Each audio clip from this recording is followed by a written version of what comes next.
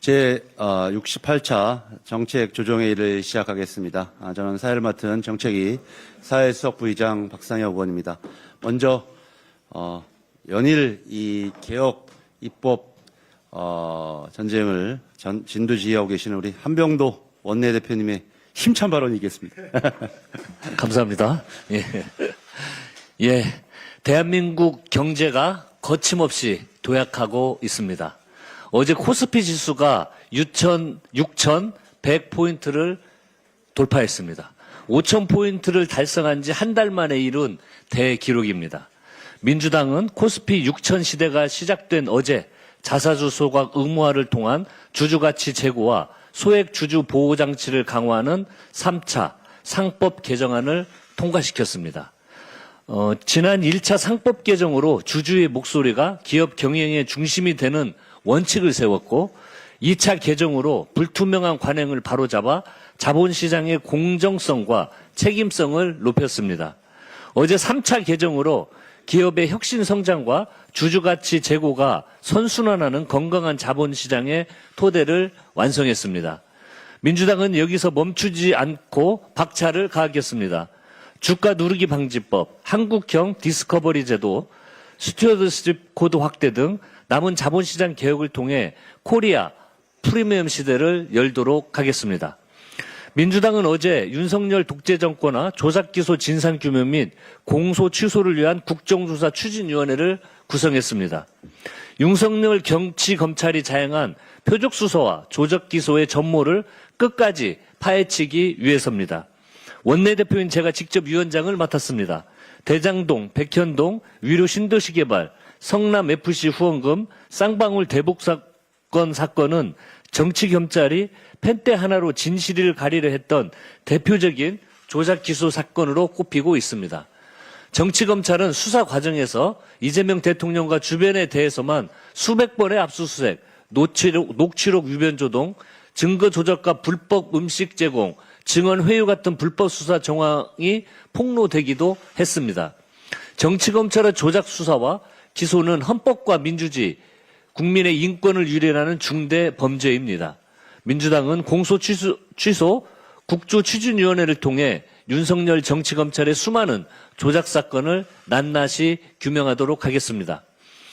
우리 땅에서 투기의 잡초를 뽑아내고 경자유전이라는 정직한 흙냄새를 회복하겠습니다. 부동산 정상화의 원칙은 농지라 해서 비껴갈 수 없습니다. 이재명 대통령께서 농사를 짓지 않는 농지에 대한 전수조사와 매각 명령 방안 검토를 지시하셨습니다. 산골짜기 버려지다시피 한 밭까지 가격이 수십만 원대로 급등하는 등 농기 투자가 자산 양극화와 지역 소멸을 부추기고 있습니다. 대통령님의 지시한 헌법 제121조가 정한 경자유전 원칙에 따른 당연한 조치입니다. 민주당도 그동안 농지 취득 자격심사 강화, 투기 목적 확인 시 즉시 처분 명령 등 경자유전 원칙을 지키고 투기를 막기 위한 법적 제도적 장치를 마련해 왔습니다. 농지마저 투기 대상이 되면 식량 안보는 물론 국가 안보도 심각한 타격을 입을 수밖에 없습니다. 민주당은 정부와 함께 우리 농촌에 투기 세력이 발붙일 곳이 없도록 만반의 대책을 세우겠습니다. 내란 수기의 윤석열과 정치 군인들의 만행을 뿌리 뽑도록 해야 합니다. 윤석열 정부 국군 방척사령부가 22대 총선을 앞두고 이미 전역한 민간인 신분의 국민의힘 영입 인재들을 불법 사찰하고 당시 야당이었던 더불어민주당 의원과 연고가 있다는 이유만으로 현역 장성들을 블랙리스트로 관리한 사실이 드러났습니다.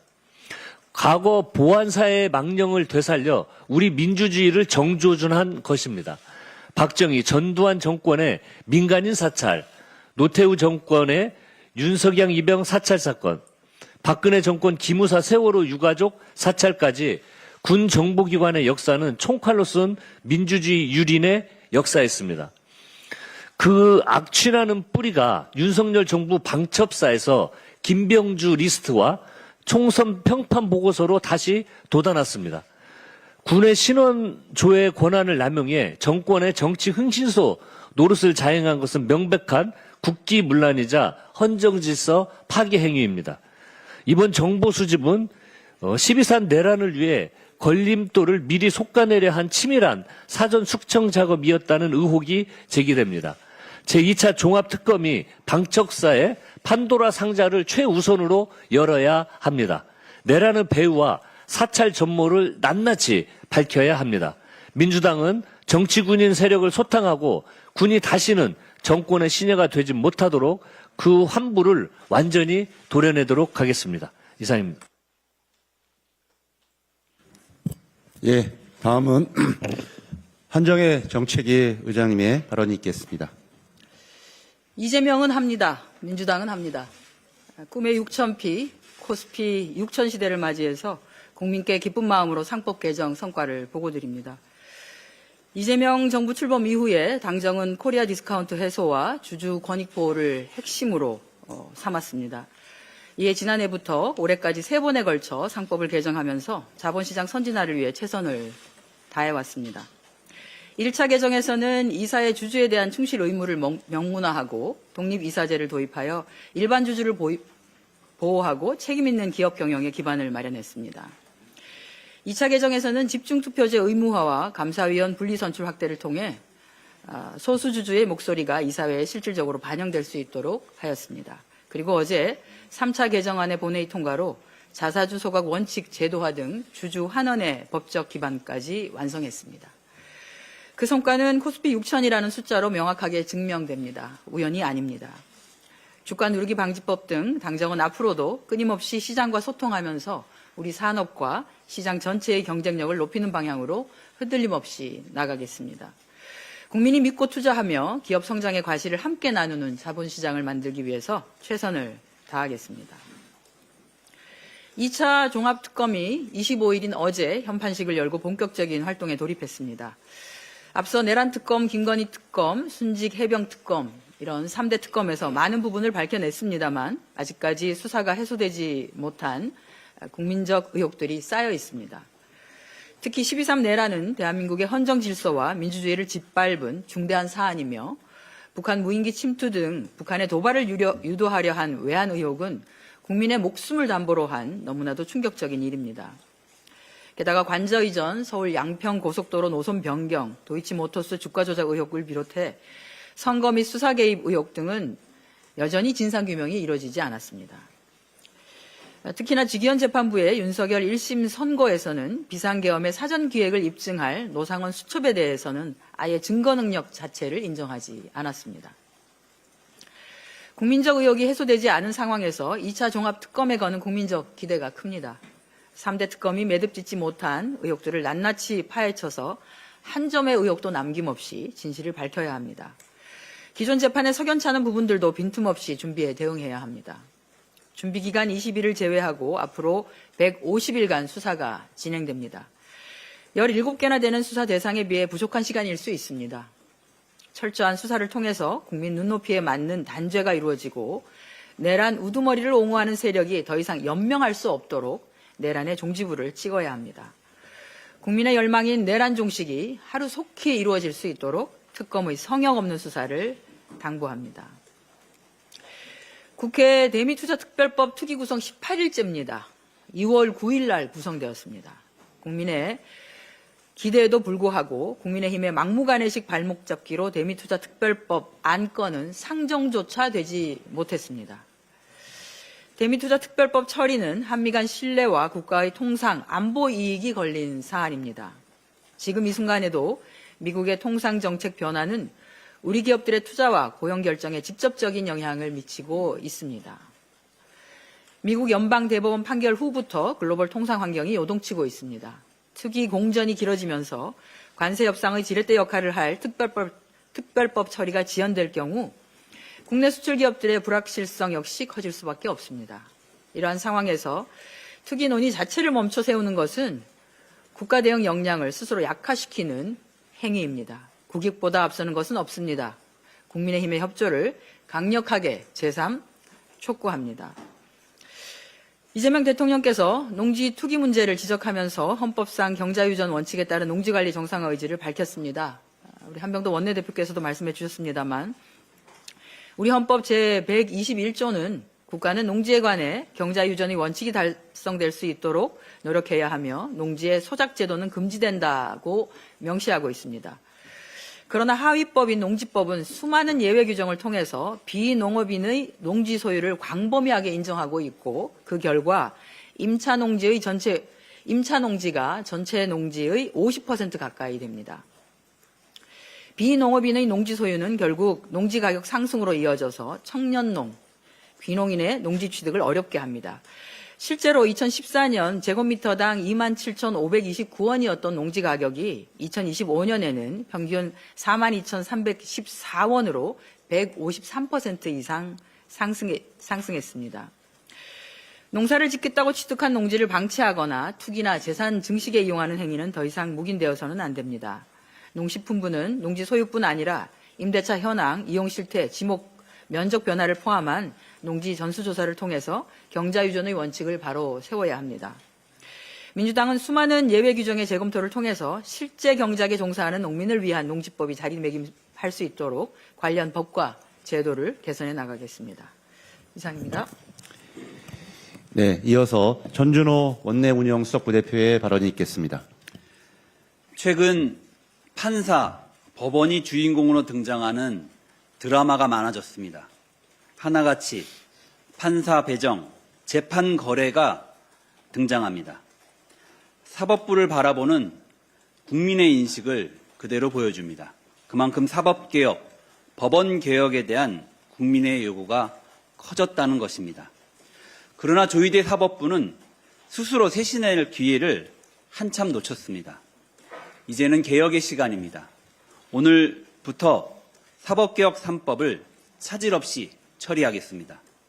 어제 전국 법원장 회의 결과 사법개혁 3법에 대한 유감 표명이 있었습니다. 수기가 없었기 때문에 걱정이라고 합니다. 정말 그렇습니까? 조희대 사법부는 지난 9월 전국 법원장 회의를 열었습니다. 이미 그때부터 대법관 증언 법안에 대한 논의가 시작됐습니다. 당시 회의 결과 역시 사법 독립을 앞세운 반대 입장이었습니다. 법 왜곡죄에 대해서는 지난해 12월 초 법원장 회의에서 논의된 바 있습니다.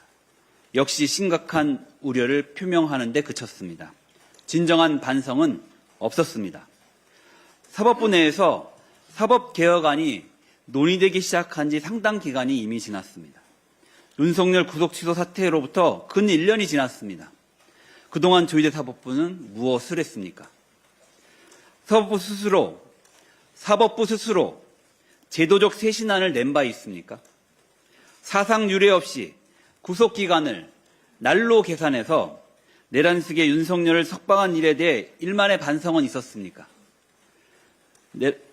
조희대 대법원장이 사법부 불신에 대해 책임지고 사퇴 의사를 밝힌 바 있었습니까? 10년의 기간이 주어진들 수기가 됐다고 인정할 수 있겠습니까? 그간 사법부는 스스로 국민의 신뢰를 회복하는 길을 고민하지 않았습니다. 그저 어떻게 하면 개혁을 피할 수 있을지만 궁리했습니다. 변화의 폭을 줄여달라는 입장만 내세웠습니다. 그렇기 때문에 어제 법원장 회의의 결론 역시 대안이 아닌 흥정에 불과했던 것입니다. 조희대 대법원은 개혁안이 위헌이라 주장했지만 정작 위헌 여부를 판단하는 헌법재판소는 이를 근거 없다고 일축했습니다. 현직 검사가 검찰청 폐지의 반발에 제기했던 헌법소원이 각하된 것과 같은 상황입니다. 국민 앞에 부끄럽지도 않습니까? 국민은 더 이상 사법부를 성역으로 둘 수 없습니다. 법 왜곡을 알면서도 왜곡해도 판검사라는 이유로 처벌할 길이 없는 무력한 상황을 더는 방치할 수 없습니다. 오늘부터 3일간 사법개혁 3법을 매일 처리할 예정입니다. 윤호개인 국민의힘과 합세해 사법개혁 무력화를 시도하려는 그 시도는 통하지 않을 것입니다. 민주당은 국민의힘 인질극을 끊어내고 개혁을 완수하겠습니다. 그것이 사법부가 국민의 신뢰를 회복하는 길이 될 것입니다. 이상입니다. 네, 다음은 김한규 원내정책수석 부대표의 발언이 있겠습니다. 국민의힘 장동혁 대표가 연일 이재명 정부의 부동산 정책을 비난하는데 홀로 열을 내고 있습니다. 국민들의 공감을 전혀 못 얻고 있다는 걸 장 대표 본인만 모르고 있는 듯합니다. 이재명 정부의 부동산 정상화에 대한 국민들의 지지는 여론조사에서도 확연히 드러납니다. 최근 갤럽 조사를 보면 대통령 직무수행 긍정평가 이후 첫 번째가 경제와 민생, 둘째가 부동산 정책입니다. 이런 상황임에도 장 대표는 어제 우리 정부가 갈라치기를 한다며 집을 6채 가진 본인은 6자만 봐도 가슴이 철렁하다는 썰렁한 농담을 했다고 합니다. 납득은 안 되지만 6채를 보유할 타당할 이유가 있다면 가슴이 철렁하실 이유가 없습니다. 다주택자로서 정당히 세금을 내거나 세금 내기 싫으시면 집을 파시면 됩니다. 누구도 선택을 강제하지 않았고 모두 본인의 결정입니다. 도대체 뭐가 문제라는 건지 모르겠습니다. 제1야당의 대표라면 본인의 이해관계를 공적인 의견인 양 얘기하지 마시고 국민들이 무엇을 원하는지 더 살피시기 바랍니다. 이상입니다. 예, 짧은 발언 감사합니다. 예, 다음은 우리 복기왕 국토교통위원회 정조위원장의 발언이 있겠습니다. 네, 국토위 정조위원장이면서 당 전세사기 특위위원장을 맡고 있습니다. 이재명 정부 출범 이후 저희는 전세사기 피해자들을 구제하기 위한 많은 노력을 했고 국토부를 중심으로 법무부, 국무조정실, 기획예산처, 금융위원회, 개인정보보호위원회, 부처뿐만 아니라 여기 계신 다양한 상임위에 속해 있는 많은 의원님들께서 함께 머리를 맞대고 지혜를 모아냈습니다. 기존의 전세사기 특별법은 경매 여건 등에 따라서 피해자별로 피해 회복률 편차가 상당히 발생하는 문제가 있었습니다.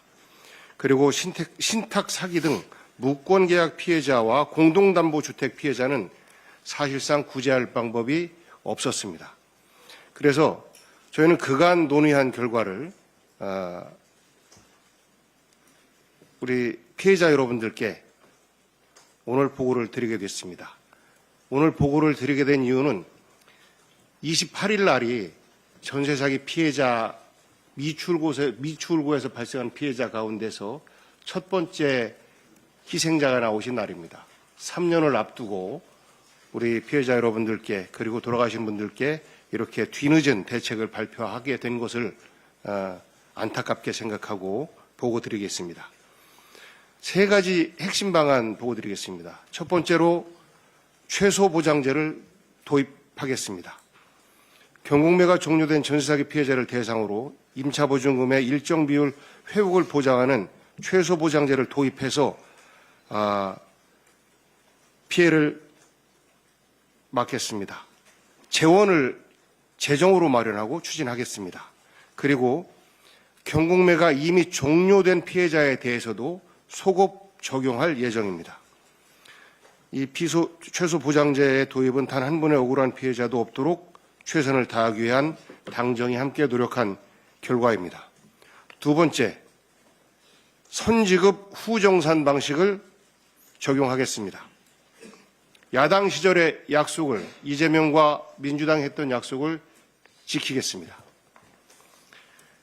과거 윤석열 정부는 전세사기 특별법 제정도 거부했습니다. 하지만 저희는 약속을 지키겠습니다.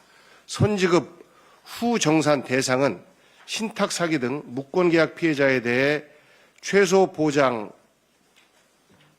선지급하고 LH 매입 등 이후 자녀금 발생 시 추가 지급을 하는 방식입니다. 이 비율에 대해서는 법안을 완성하는 단계에서 국회에서 정하도록 하겠습니다. 세 번째로는 공동담보 피해자는 경매차액의 일부를 받기 위해서 하세월 없이 기다려야 하는 문제가 있었습니다. 이 분들에 대해서도 선지급을 통해서 구제될 수 있도록 하겠습니다. 이상 핵심적인 세 가지는 그동안 어떤 정부도 해내지 못했던 해법입니다. 전세 사기는 명백한 사회적 재난입니다. 특히 피해자의 75%가 2030 청년들입니다. 이들의 눈물을 닦고 앞으로 피해를 줄이기 위해서 최선을 다하겠습니다. 그간 저희 전세 사기 특위는 지난 12월 2일 형법 개정안을 통과시켜서 사기죄 법정형을 2배로 대폭 상향하고 다수 범죄 시 최대 30년 징역형이 가능하도록 처벌의 실효성을 높였습니다. 앞으로 수도권과 비수도권의 지역 간 형평성 문제가 심각한 소액 임차인 최우선 변제금 제도가 기준에 맞게끔 조정될 수 있도록 법무부와 또 해당 부처와 최선을 다해서 논의하겠습니다. 다시는 전세 사기 피해자가 없기를 바라는 마음으로 오늘 보고를 드리게 되었습니다. 이상 마치겠습니다. 감사합니다. 예, 그동안 워낙 많은 사회적 뉴스 때문에 우리 전세 사기 문제가 많이 주목을 받지 못했는데, 저희 이재명 정부와 더불어민주당은 이렇게 끝까지 약속을 지키고, 챙겨나가고 있다라는 우리, 법기왕 위원장님의 보고 말씀이셨습니다. 다음으로는 윤준병 농림축산식품 해양수산위원회 정조위원장의 발언이 있겠습니다. 네, 농해수위 정조위원장 윤준병입니다. 설 명절을 앞두고 가축 전염병의 확산 방지를 당부한 바 있습니다. 그럼에도 돼지에게 치명적인 아프리카 돼지열병은 전국에서 산발적으로 20건이 발생하는 등 가축 전염병 발생 상황이 아직도 심각합니다. 정부는 지난 24일 돼지 혈장 단백질을 원료로 하는 배합 사료에서 아프리카 돼지열병 유전자가 검출되었다는 조사 결과와 이에 따른 해당 사료 폐기, 사용 중지 권고 등 조치사항을 발표했습니다. 민주당에서는 어제 농해수 정책조정위원회를 개최하여 방역 상황을 점검하고 사료에 아프리카 돼지열병 유전자 검출에 대해 긴급 보고를 받았습니다. 외국 식료품에서 불법으로 수입된 것으로 추정되는 축산물, 돼지 혈액에서 유래된 사료 원료 제조사의 혈장 단백질, 그리고 배합 사료에서 각각 아프리카 돼지열병 유전자가 검출되었다고 합니다. 정부는 우선 문제가 된 사료의 폐기 처리 및 사용 중지 권고 등 조치를 신속하고 철저히 이행해 주시기 바랍니다. 또한 이러한 긴급 방역 대책과 함께 어떤 과정을 통해서 축산물이 불법으로 수입되었으며 문제의 혈장 단백질 사료가 바이러스에 오염되었는지, 사료를 제조하는 사료 원료 제조사의 열 처리 과정에서 왜 아프리카 돼지열병 유전자를 멸균시키지 못했는지 등에 대한 철저한 점검과 역학조사를 실시하고 문제가 있는 부분에 대한 시정 조치를 신속히 진행해야 합니다. 정부는 불법 수입 축산물 유입 단계부터 농장 사육, 도축장 출하, 사료 원료 제조사의 열 처리 등 가공, 유통에 이르기까지 전 과정에 대한 점검을 철저히 실시하여 바이러스 오염 원인을 신속하고 정확하게 규명하고 이에 근거한 재발 방지 대책을 조속히 마련해 주시기 바랍니다. 가축 방역은 축산 농가의 생존권과 직결된 민생 현안입니다. 아프리카 돼지열병 발생 상황이 하루빨리 종식되고 근본에 발생한 아프리카 돼지열병의 원인 규명과 재발 방지 대책이 신속히 이행될 수 있도록 정부, 지자체, 양동 농가와 관련 업계 등 모든 주체가 힘을 모아주시기 바랍니다. 당에서도 필요한 입법, 예산 등을 통해 최선을 다해서 지원하겠다는 말씀을 드립니다. 이상입니다. 예, 마지막으로 제가 한 말씀 드리겠습니다. 우리 한정희 의장님께서 이 코스피 6천 돌파의 의미를 말씀 주셨지만 수치를 조금 더 이 판넬을 설명드리도록 하겠습니다. 2024년 12월 4일 계엄 다음 날 코스피가 2,400선이었습니다. 이재명 대통령이 취임하며 2025년 6월 3일 2,700선으로 오르기 시작했습니다. 그리고 1차 상법 개정 당시인 7월 3일 3,100선이었습니다. 그리고 2차 상법 개정 당시인 8월 25일 3,200선으로 오르기 시작했습니다. 그리고 2025년 폐장 이래는 4,200선이었습니다. 그리고 올해 1월 22일 정말 말로 꿈에 그리던 코스피 5천을 돌파했습니다. 그리고 잘 아시는 것처럼 어제 상법 3차 개정과 동시에 코스피 6천을 돌파했습니다.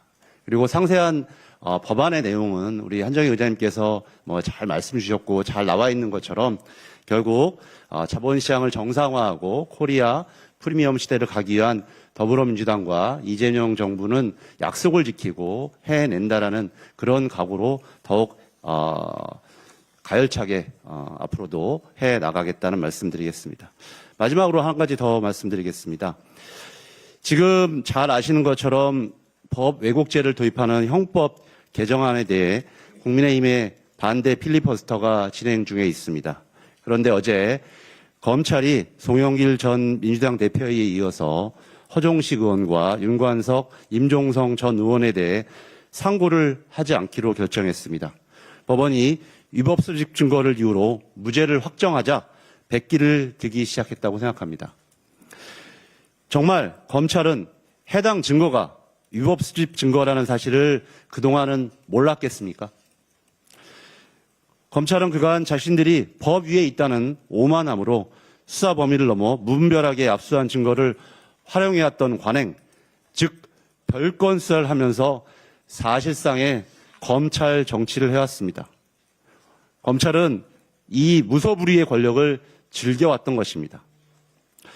정치검찰은 오직 반대파 탄압이라는 목적을 달성하기 위해 무리하게 수사하고 기소하고 치졸하게 우리 당과 의원들의 명예를 짓밟아왔습니다. 그리고 인신을 구속하기까지 했습니다. 법적 절차를 무시한 채 무소불위의 권력을 자신들의 목적을 위해 휘둘러 왔던 것입니다. 우리가 잘 알고 있고 목도해 왔습니다. 그리고 그런 정치검찰이 낳은 괴물이 바로 내란의 우두머리 윤석열이었습니다. 우리는 자신이 법 위에 있다는 오만함과 무도함이 헌정질서를 파괴하는 내란이라는 시도로 귀결된다는 것을 똑똑히 목격했습니다. 검찰의 조작 기획 수사가 만천하에 드러났지만 책임지는 사람은 없습니다. 이미 명예가 훼손되고 정치 생명에 심각한 타격을 입었지만 당시 법무부 장관이었던 한동훈을 비롯해 그 누구도 사과하지 않고 있습니다. 이제 정치 검찰의 시대는 완전히 끝나야 합니다. 그리고 끝을 낼 것입니다. 국회는 수사권과 기소권을 분리하는 검찰개혁 법안에 이어서 사법개혁 법안 처리를 앞두고 있습니다. 이는 검찰과 사법개혁의 완성도를 더욱 높일 계기입니다. 적법 절차를 준수하지 않는 수사는 법치주의와 민주주의 근간을 흔듭니다.